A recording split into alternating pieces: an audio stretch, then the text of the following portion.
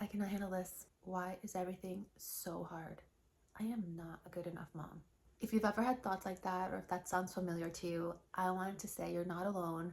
And today I wanted to go through something I wrote to explore that question of why is everything so hard once you become a mom?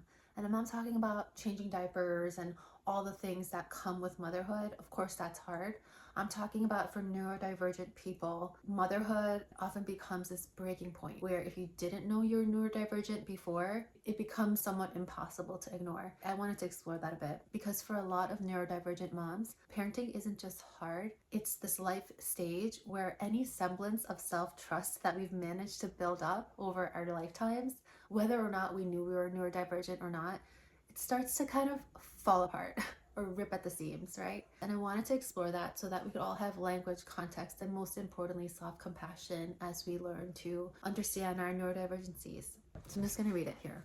For neurodivergent moms, deep feelers, highly sensitive people, all of us, when things start feeling harder in parenthood, it doesn't just feel overwhelming. It often starts to feel like evidence. Evidence that you're not a good parent, that you're not handling motherhood the way you should, that maybe you're too much or not enough at the same time, that you're doing it wrong. But what if it's not that you can't handle parenting? What if parenting just removed the conditions that were quietly holding everything together?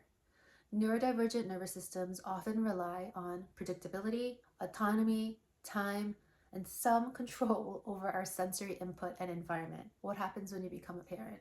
It systematically disrupts every single one of those things. Our sleep becomes very fragmented if it's still available to us at all. Time stops being yours. The noise becomes constant. Interruptions are relentless. Responsibility never pauses.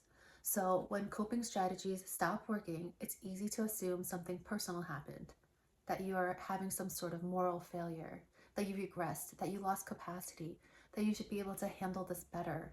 And slowly that assumption erodes any amount of self-trust that we've managed to build for ourselves. But what's actually happening is not personal, it's environmental, it's neurodiversity. Parenting didn't introduce the struggle, it removed the scaffolding your adaptations or masking depended on until now. Say that again. It removed the scaffolding your adaptations or masking has depended on until now. So this isn't failure, it's exposure. Exposure to sustained sensory load, emotional labor without recovery, constant responsibility without pause. Once you see it this way, the question naturally changes from, what the hell's wrong with me? To, how does my new role as a parent affect my nervous system? The answer to this provides context, language, and self-compassion. And for many neurodivergent moms, that's where our self-trust starts to come back. So remember, when parenting starts to feel overwhelming, many of us will interpret that as a moral failure, that we're not patient enough, we're not good enough, we should be handling this better.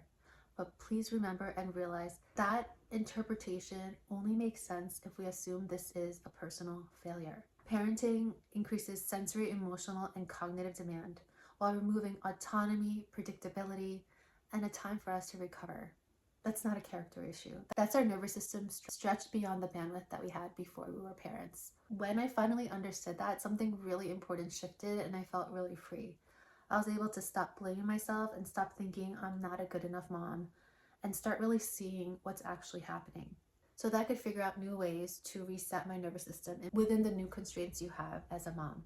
Realizing this now helps you rebuild self-trust right in the middle of motherhood. You don't have to wait for a magical someday to start trusting yourself. It can start now.